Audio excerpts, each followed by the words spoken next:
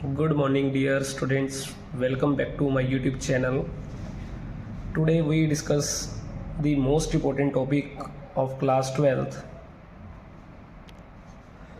Topic name is forfeiture in case of oversubscription and pro rata allotment at premium. तो इससे पिछली videos के अंदर हमने टॉपिक डिस्कस करा था जी एट पार पे। अगर आपने वो वीडियोस अभी नहीं देखी तो प्लीज़ एक बार वीडियो को वो ज़रूर देखें, क्योंकि उस वीडियोस के अंदर ही कुछ कॉन्सेप्ट आपको बेसिक बताया गया है। ठीक है जी, तो एक बार हम फिर भी इस वीडियो के अंदर भी हम कुछ पॉइंट्स थे जो इम्पोर्टेंट वो डिस्कस करेंगे जी। तो फर्स्ट नंबर पे हमारे पास जो इम्पोर्टेंट पॉइंट्स था जी वो है the amount of second installment money should not be received, कि सेकंड जो कॉल मनी है उसका पैसा आपको रिसीव नहीं होना चाहिए। ठीक है जी। सेकंड पॉइंट इसी के अंदर है if the number of shares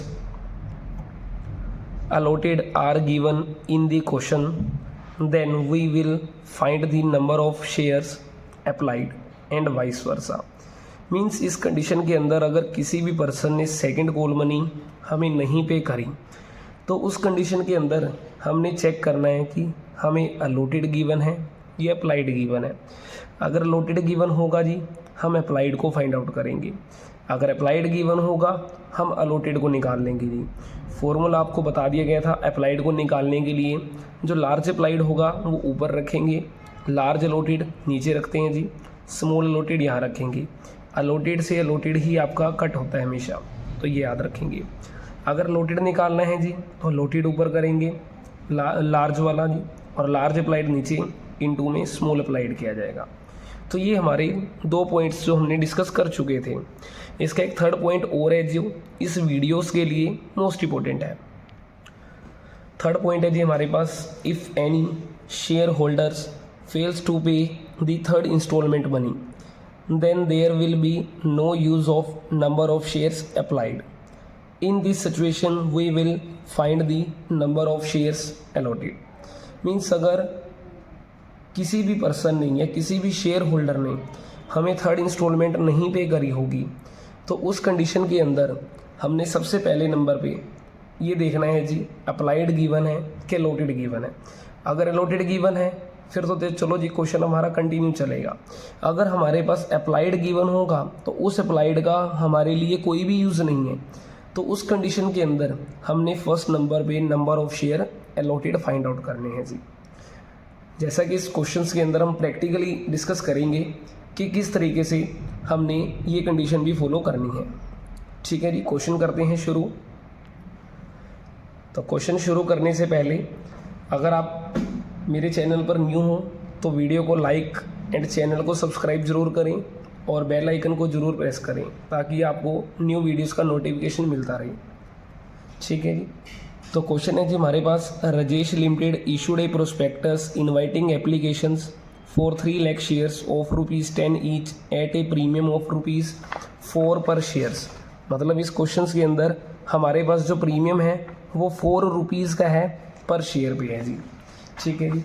तो हमारे पास देख लीजिए मेन इन्फॉर्मेशन हम नोट करेंगे कि 3 लाख हमारे पास शेयर है मेनली, और एक शेयर की वैल्यू 10 है और 10 वाला हमने ₹14 का इशू करना है जी।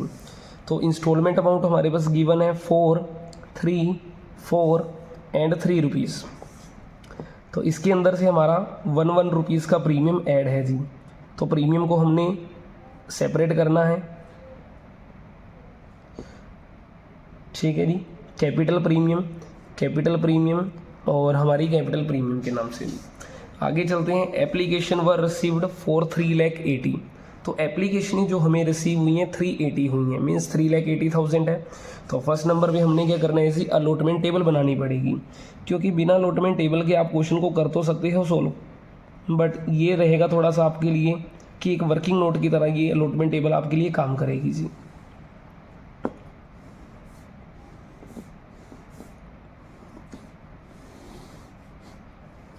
तो फर्स्ट नंबर पे application receive, share allotted, application reject हैं जी, देन अमाउंट हमारी रिफंड होगी या फिर एडवांस होगी, डिपेंड करता है क्वेश्चंस पे क्या इन्फॉर्मेशन है जी।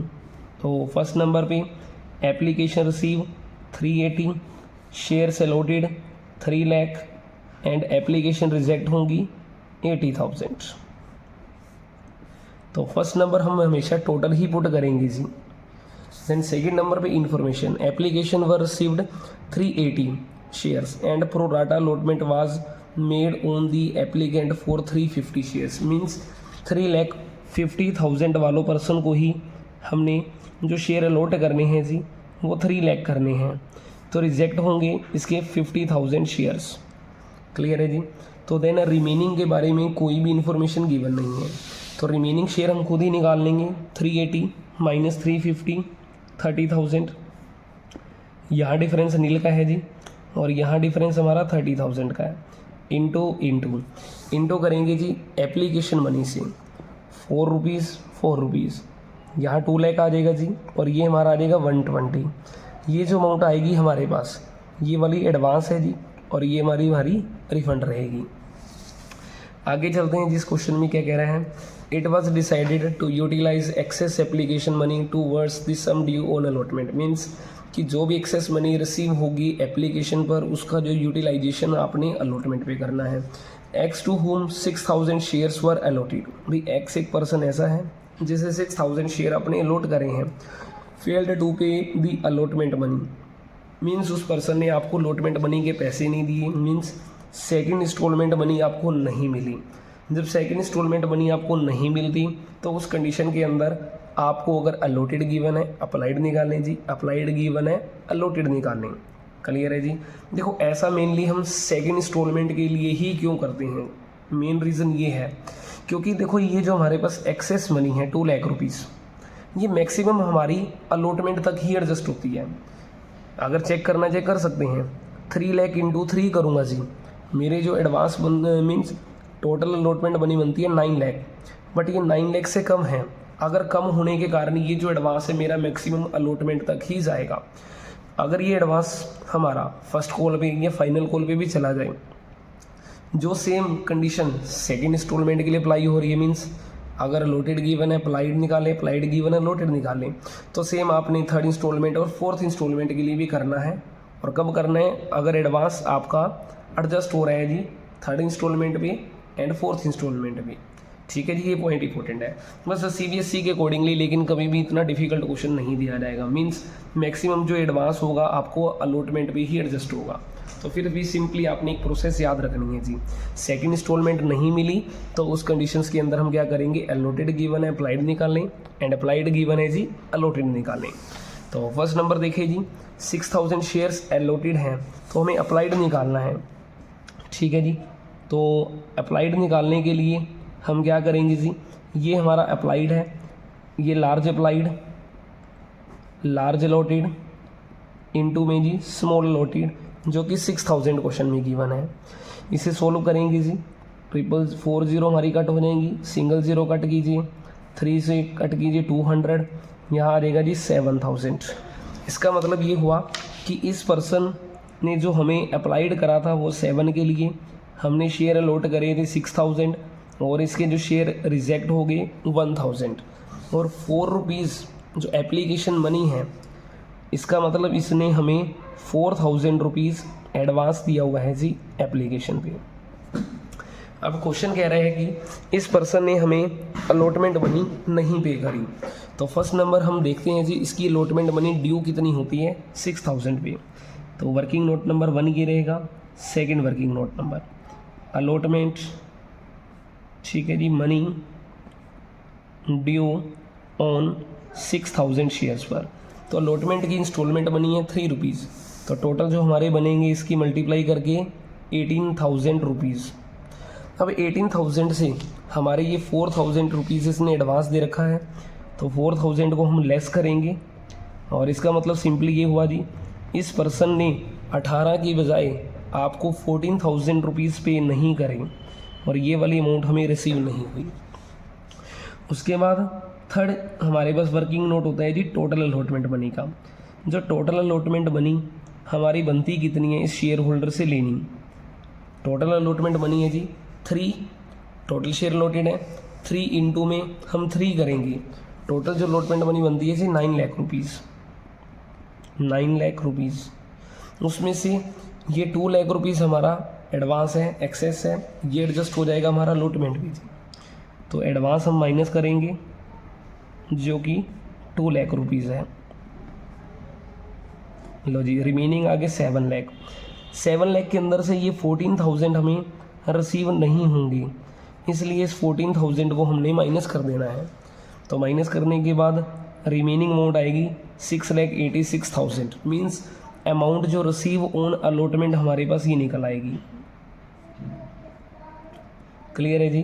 तो ये हमारा एक मोस्ट इम्पोर्टेंट वर्किंग नोट होता है जो आपको मेनली बनाना पड़ेगा फाइनल पेपर के लिए। ठीक है जी। अब हम चलते हैं जी थोड़ा ऊपर, इसको क्वेश्चन को थोड़ा और सोल्व करते हैं। इसका मतलब ये है जी एक्स एक पर्सन जिसको हमने 6,000 शेयर अलॉट करे थे, उस पर्सन ने ये वाली अमाउंट हमें पे नहीं करी, उसने ये वाली पे कर दी। उसके बाद और इन्फॉर्मेशन क्या है, his share were forfeited after the allotment, allotment के बाद ही हमने उसके शेयर फॉरफीचर कर लेने हैं। देन वाई के बारे में इन्फॉर्मेशन गिवन है जी, Y who applied for 10,500 shares failed to pay the 2 calls money. 2 calls का मतलब हो गया जी 3rd इंस्टॉलमेंट। अब 3rd इंस्टॉलमेंट अगर पर्सन ने पे नहीं करी तो उसके अंदर मैंने आपको अभी अभी एक वर्किंग नोट बताया था, मीन्स इंपॉर्टेंट नोट्स बता रखा था जी। तो अगर किसी भी शेयर होल्डर ने 3rd इंस्टॉलमेंट फेल्ड हो गया है तो जो भी मनी उसकी बनती है, ठीक है जी, या मीन्स कि नंबर ऑफ शेयर अप्लाइड का कोई भी यूज़ नहीं किया जाएगा, उस कंडीशन में हमें number of shares allotted he always find out करना है जी। तो यहाँ पे 10,500 शेयर्स अप्लाइड दे रखे हैं मेरे को अलॉटेड निकालना है पहले नंबर पे। तो अलॉटेड को निकालने के लिए मैं 3 लाख अब ऊपर रख दूंगा जी। अलॉटेड के लिए 3 लाख अपॉन 350, और इस पर्सन ने अप्लाइड करा था 10,500 के लिए। ठीक है जी, इसे हम सोल्व कर लेंगे जी। तो ये हमारा 5 की टेबल पे कट हो जाएगा, 5 6 जा 5 7 जा, इसे कट करेंगे जी 7 1 जा 7, ठीक है जी, 3 और 5 बच गया जी, 7 5 जा। लो जी, ये मेरे पास सोल्व करने के बाद आ जाएगा 9,000 शेयर्स, मतलब 9,000 शेयर्स वाले होल्डर ने हमें first call and final call पे नहीं करी, उसके भी शेयर फॉरफीचर है। इसका मतलब इस पर्सन ने ये अमाउंट आपको पे कर दी गई है। देखो वीडियोस थोड़ी लेंथी हो सकती है, बट ये बात की गारंटीड है कॉन्सेप्ट आपके लिए इजी रहेगा, स्टेप बाय स्टेप्स आपको समझाया जाएगा। ठीक है जी। जेड है एक पर्सन, और Z who was allotted 3,000 shares did not पे फाइनल कॉल। लो जी, जेड एक पर्सन और है जिसके पास टोटल शेयर हैं जी 3,000, उस पर्सन ने भी आपको फाइनल कॉल पे नहीं करी, बट क्वेश्चन में उसके फॉरफीचर के बारे में कुछ नहीं कहा गया, तो हमने इसके शेयर फॉरफीचर भी नहीं करने जी। ठीक है जी।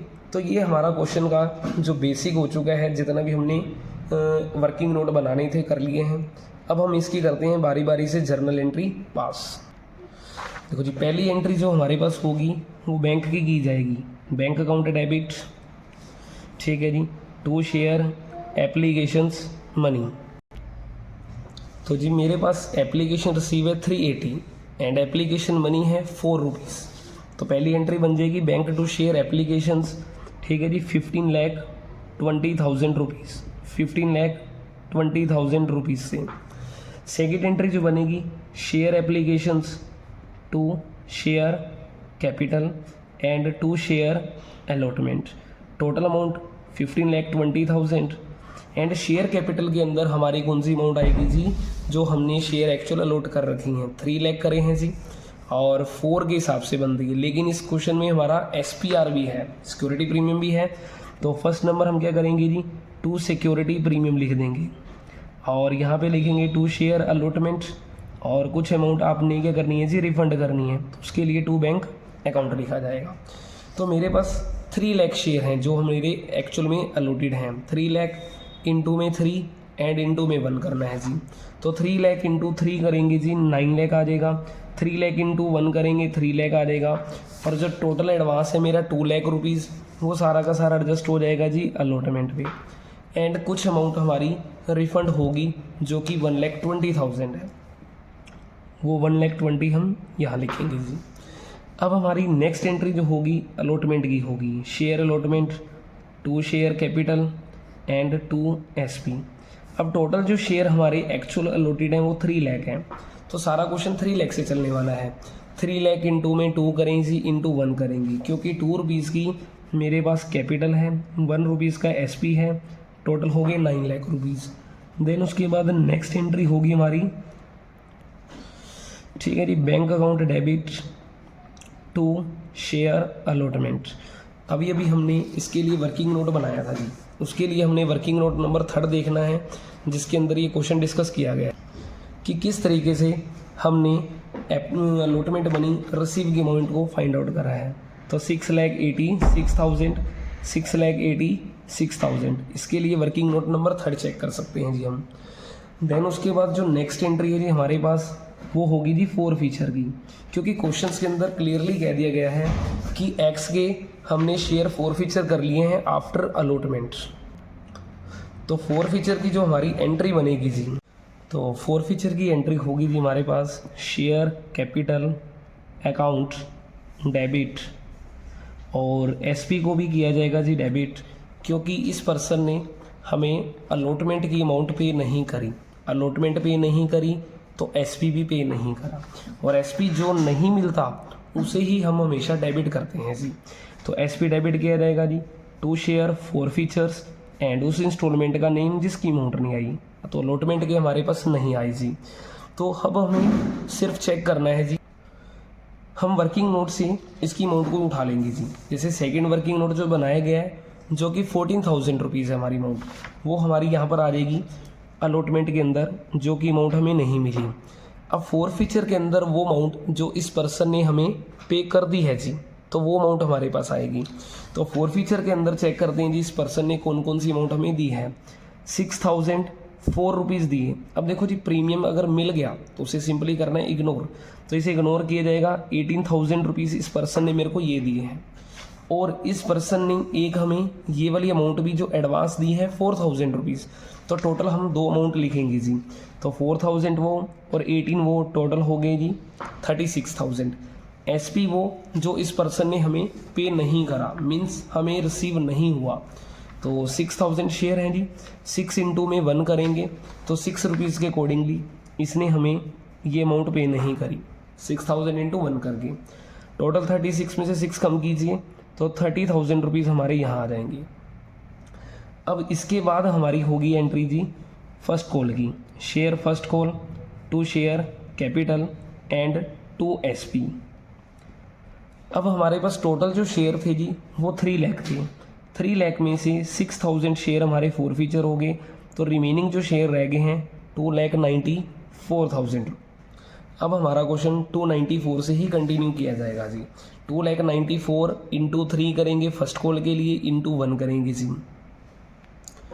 294 इंटू 3 किया जाएगा जी, तो 8,82,000 एंड 2,94,000 इंटू 1 करेंगे, हमारे पास ये अमाउंट आ जाएगी जी। एंड ओवरऑल जो टोटल आ जाएगा जी हमारे पास 11,76,000 रुपीज़ आ जाएगा। अब हमारे पास अगली एंट्री जो होगी रिसीव की, bank account debit, calls in arrear debit and 2 share first call. First call की जो टोटल अमाउंट बनती है जी 11,76,000 रुपीज़ की। बट अब कॉल्स इन एरियर के अंदर वो अमाउंट जो हमें नहीं मिली फर्स्ट कॉल पे, 9 इंटू 4 के हिसाब से 36 हमें ये रिसीव नहीं हुए जी। तो 36,000 रुपीज़ हम लेस कर देंगे जी, 36 का call in arrear and remaining amount 11,40,000 rupees. अब उसके बाद है जी हमारे पास फाइनल कॉल की entry, share final call 2 share capital and 2 SP। तो टोटल जो शेयर हैं 2,94,000 इंटू करें जी 2 इंटू करेंगे 1, ठीक है जी। तो हमारे पास ये अमाउंट तैयार हो जाएगी। 2,94,000 इंटू 1 करेंगे जी, ठीक है जी। 2,94,000 इंटू में हम 2 करेंगे तो हमारे पास ये अमाउंट आ जाएगी 5,88,000 एंड दोनों का जो टोटल आ जाएगा जी 8,82,000 रुपीज़। उसके बाद हमारी जो अगली एंट्री होगी वो रिसीविंग की होगी बैंक अकाउंट डेबिट करके जी। Bank account debit, calls in arrear debit and 2 share final call. Final call की टोटल अमाउंट बनेगी जी 8,82,000, बट कॉल्स इन एरियर में वो अमाउंट जो रिसीव नहीं हुई 9,000 इंटू 3 के हिसाब से 27,000, 3 इंटू 3 के हिसाब से 9,000, तो टोटल जो अमाउंट हमें रिसीव नहीं होगी जी वो है जी 36,000 रुपीज़ जो हमें रिसीव नहीं होगा। तो हमें जो रिमेनिंग अमाउंट रिसीव होगी जी वो है हमारे पास 8,46,000 रुपीज़। उसके बाद हमने वाई के शेयर फॉरफीचर कर लिए हैं जी। फॉरफीचर की एंट्री होगी शेयर कैपिटल डेबिट। अब हम सिक्योरिटी प्रीमियम को भी डेबिट करेंगे क्योंकि इस क्वेश्चंस के अंदर हर इंस्टॉलमेंट में प्रीमियम ऐड है जी, तो प्रीमियम भी हमें नहीं मिला। और 2 शेयर फॉरफीचर जो अमाउंट रिसीव होगी। उसके बाद जी उस इंस्टॉलमेंट का नाम लिखना है जिनकी अमाउंट हमें रिसीव नहीं हुई, फर्स्ट की एंड फाइनल की जी। तो फर्स्ट नंबर हम चेक करते हैं जी 9 वाले को, क्योंकि 9,000 ही फॉरफीचर करना है, जेड को तो हमने फॉरफीचर करना नहीं। तो 9 इंटू 4 की बजाय हम करेंगे जी 3 रुपीज़, क्योंकि कैपिटल हम प्रीमियम को हम इग्नोर करते हैं। 27,000 एंड 18,000 हमें ये दो अमाउंट हमें रिसीव हो चुकी है जी। तो इन दोनों का जो टोटल बनेगा 45,000 फॉरफीचर के अंदर जो हमें रिसीव हो गया। और फर्स्ट कॉल के अंदर वो अमाउंट जो हमें रिसीव नहीं हुई इस पर्सन से 9 इंटू 4 करें 36 और 27,000 हमारे सेकंड कॉल के हैं जी। तो 36 आ जाएगा जी फर्स्ट का, सेकंड कॉल का 27 आ जाएगा। एंड एसपी के अंदर वो अमाउंट जो इस पर्सन ने हमें रिसीव नहीं करी वाई ने, तो 1 रुपीज़ ये है जी, 1 ये है, टोटल 2 रुपीज़ हो गए। 2 इंटू 9 करेंगे 18,000 आ जाएगा जी। देन अब टोटल करके 18 को लेस कर देंगे जी। देन ये हमारे पास जो टोटल बनेगा 1,08,000, उसमें से हमने 18 लेस करना है जी, रिमेनिंग अमाउंट आएगी 90,000 रुपीज़। अब उसके बाद जो हमें क्वेश्चंस के अंदर जो इन्फॉर्मेशन गिवन है जी वो रीइशू के बारे में गिवन है। कह रखा है जी of the share forfeited 11,000 shares were reissued as fully paid up, means full value वाला हमने 9 रुपीज़ का री इशू कर दिया है जी। तो री इशू की जो एंट्री बनेगी हमारे पास वो बनेगी जी बैंक अकाउंट डेबिट। अब आपने डिस्काउंट पे री इशू करा है तो शेयर फॉरफीचर डेबिट, देन करेंगे जी 2 शेयर्स कैपिटल अकाउंट्स। क्लियर है जी। हमारे पास 11,000 शेयर हैं, 9 रुपीज़ के अकॉर्डिंगली री इशू कर दिए हैं, तो 1 रुपीज़ के लॉस के हिसाब से हमारे पास 11,000 डेबिट हो जाएगा। एंड लास्ट एंट्री एंड सबसे मोस्ट इंपॉर्टेंट एंट्री है जी शेयर फॉरफीचर्स तो कैपिटल रिजर्व वाली एंट्री की जाएगी। अब देखो इस क्वेश्चंस के अंदर एक सबसे मोस्ट इंपॉर्टेंट पॉइंट हमें क्या दे रखा है, वो कह रखा है जी the whole of wise shares being included, means जो आपने 11,000 शेयर्स री इशू करे हैं जी उसके अंदर से वाई के सारे ही शेयर्स इंक्लूड हैं। तो मेरे पास देखो जी अभी तक मैंने 2 पर्सन के ही फॉरफीचर करे थे, एक्स और वाई के। एक्स के जो फॉरफीचर करे थे जी इस क्वेश्चंस के अंदर हमारे पास हैं जी वो 6,000 और वाई के हैं जी 9,000। अब क्वेश्चंस खुद ही कह रहा है जी वाई के आपने सारे ही री इशू करे, तो वाई के सारे शेयर ले लिए जी। तो फिर मेरे को एक्स के कितने लेने चाहिए, 2,000 लेने चाहिए जी शेयर्स। क्लियर है।